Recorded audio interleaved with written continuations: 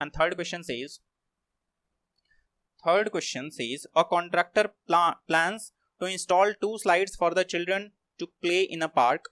For the children below the age of 5 years, she prefers to have a slide whose top is at a height of 1.5 meter and is inclined at an angle of 30 degree to the ground. मतलब कि एक triangle तो हमें पता लग गया है.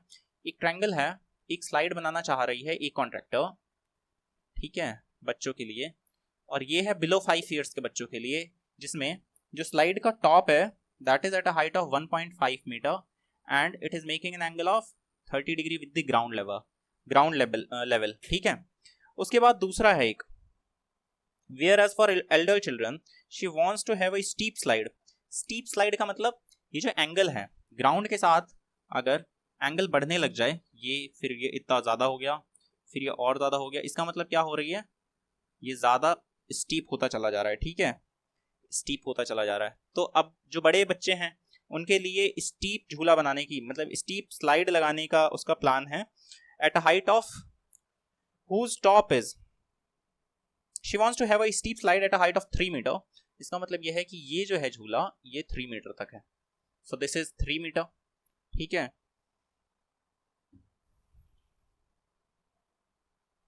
Okay, and inclined at an angle of 60 degree with the ground to the ground. ये है 60 डिग्री का angle, this is 60 degree. What should be the length of slide in each case? अब हमसे पूछा गया है कि स्लाइड की लेंथ हर एक केस में कितनी होगी.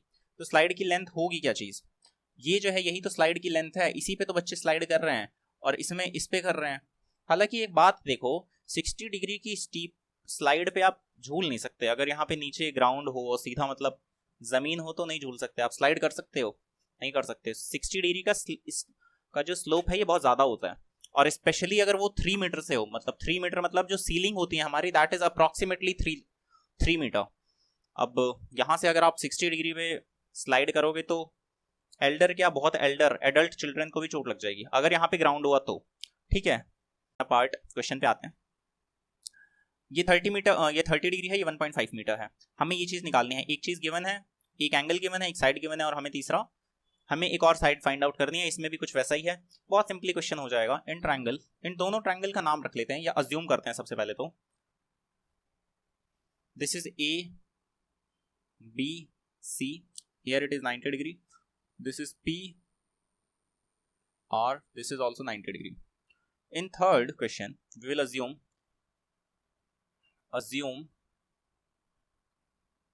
ए B is length of slide for children below कितना 5 years की एज, ठीक है, below 5 years age. एंड जो पी आर है, P R, this is not A B, it is A C. A C जो है वो है लेंथ, ठीक है, A C. And P R is length of slide for elder children.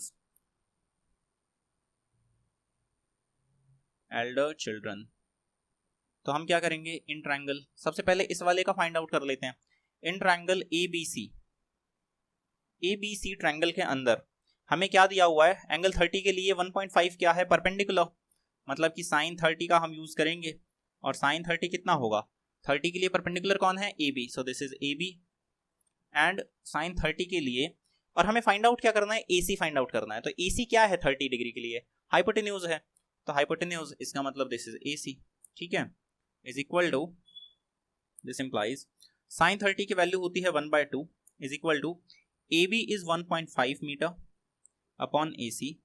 This implies A C is equal to कितना होगा, 3 metre, ठीक है. ये तो हमने एक का तो निकाल लिया कि जो 5 इयर्स से छोटे, 5 इयर्स की एज से कम वाले जो बच्चे हैं उनके लिए जो स्लाइड की लेंथ रखनी है वो कितनी रखनी है, हमें 3 मीटर.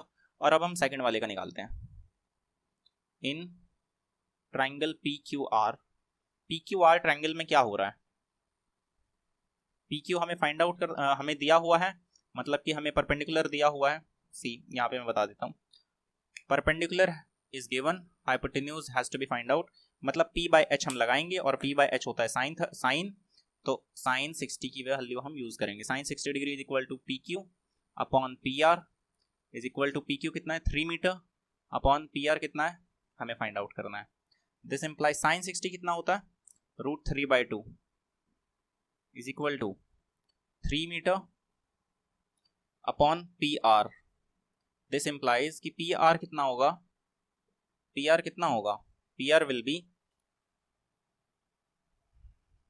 3 × 2/√3। सही से मैं लिख लूंगा तो मुझे देखते ही पता चलेगा। पी आर की वैल्यू हाँ जी इतनी है, ठीक है। तो √3 और ये 3 कैंसिल आउट होंगे कितने पे, √3 पे, is equal to P R is equal to कितना हुआ, इज इक्वल टू 2√3 मीटर्स, ठीक है। दिस इंप्लाइज कि length of slide for children below कितने years age, below age of 5 years is कितनी 3 मीटर। और दूसरी तरफ length of slide for children below, not children, for elder children लिखेंगे हम सीधा, फॉर एल्डर चिल्ड्रन इज कितना 2√3 मीटर, ठीक है। बस यहाँ पे हमारा क्वेश्चन हो जाता है, third question. Now we are going to solve fourth question of this exercise.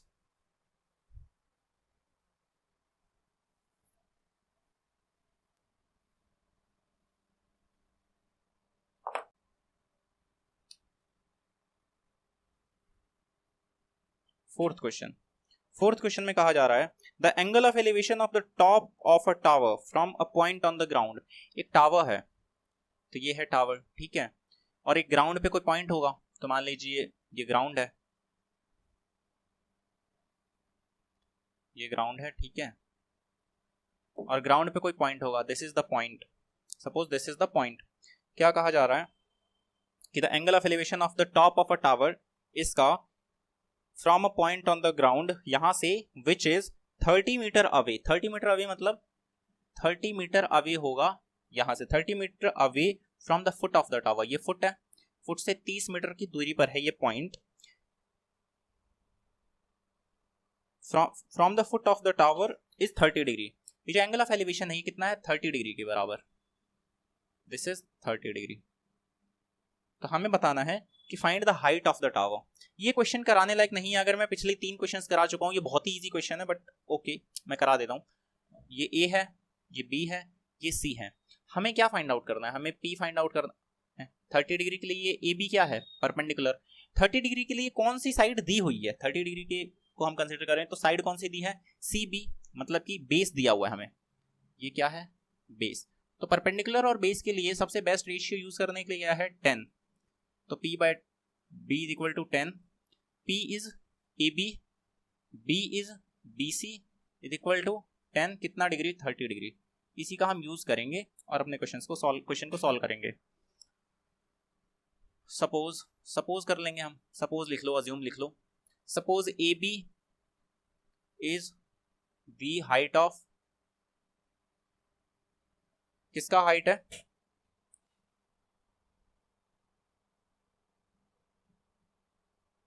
AB is height of tower, ठीक है।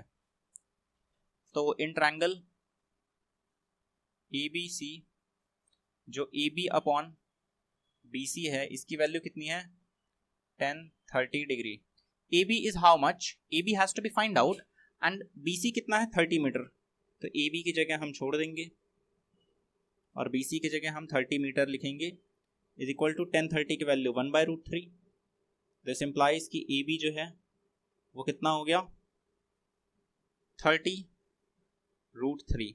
अब यहाँ पे क्या है, यहाँ पे ये जो √3 है, ये जो डिनोमिनेटर है ये इर्रेशनल नंबर है, तो इसको हमें रैशनलाइज करना पड़ेगा। रैशनलाइज कैसे करेंगे, इंटू √3 ऊपर लगा देंगे और इंटू √3 नीचे लगा देंगे। पूरे फ्रैक्शन की जो ये 30 बटा मतलब 30/√3 था, इसका क्या हुआ, इसका वैल्यू चेंज नहीं होगा क्योंकि ऊपर और नीचे सेम से हम क्या कर रहे हैं, सेम मैथमेटिकल ऑपरेशन कर रहे हैं, मल्टीप्लाई और डिवाइड का, प्लस और माइनस का नहीं, प्लस और माइनस का नहीं होता है। जैसे नीचे 2/√4 लिखा हो, या मान लीजिए 2/5 लिखा हो, और आप ऊपर भी +1 कर दें और नीचे भी +1 कर दें, तो फिर ये गलत हो जाएगा, ये चीज़ इक्वल नहीं रहेगी, ठीक है। यहाँ पर ठीक है, मल्टीप्लाई और डिवाइड हम कर सकते हैं। तो इज इक्वल टू क्या हो जाएगा, 30√3/√3 इंटू √3 हो गया 3, तो कितना हो गया 10, इज इक्वल टू 10√3 मीटर, ठीक है। दिस इंप्लाइज कि हाइट ऑफ टावर